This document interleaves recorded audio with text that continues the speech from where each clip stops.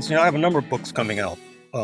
I mentioned the book on British Columbia, The Counter-Revolution of 1858. It deals a lot with indigenous history, the liquidation, the extermination of the indigenous people, particularly in the state of Oregon and the state of Washington and Northern California.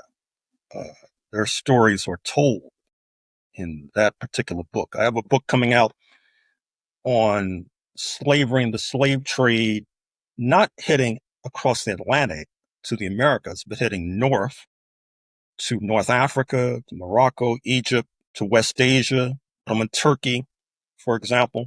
The book begins, in fact, with something you keep asking me about revelations. I did not know until I began to research that after the U.S. Civil War, many of the enslavers, they migrated to Cairo, Huh. where they began to try to enslave Africans in Africa on behalf of Egypt.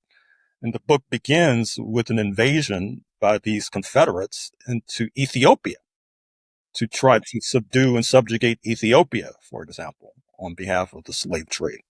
That What book will year? be out. This is in the 1870s after the U.S. Civil War. Got it. Uh, Wow. That's a mind blowing fact just right there. Interesting. Any other books? I mean, just that fact, that was a really fascinating fact in terms of, wow. What were any of your other recent books or any books that you'd like to speak of that you think could be impactful for educators or just people in general to know more about, to support a more rounded shape, shaping what obviously you are digging up historical fact? well, it depends on what people are interested in. Right. One cannot account for taste. I mean, I did a book, I guess it came out last year, on Washington, D.C. and slavery in Washington, D.C., for example.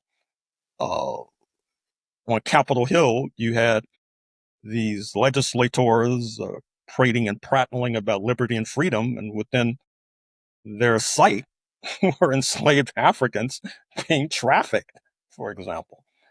Uh, a substantial percentage of the presidents of the United States before the Civil War were, in fact, enslavers, starting with George Washington, for example. So, it depends on what people are interested in. If they're interested in Hollywood, they can look at my books there, which mostly deal with progressive trends. I did a book on a Jewish American screenwriter, John Howard Lawson, who wrote the screenplay to the first anti-apartheid drama. Apartheid, of course, being the system of misery in South Africa up until free and fair elections in 1994. The film that he wrote the screenplay about, Cry the Beloved Country, which stars a young Sidney Poitier, a name that some of your audience might be familiar with.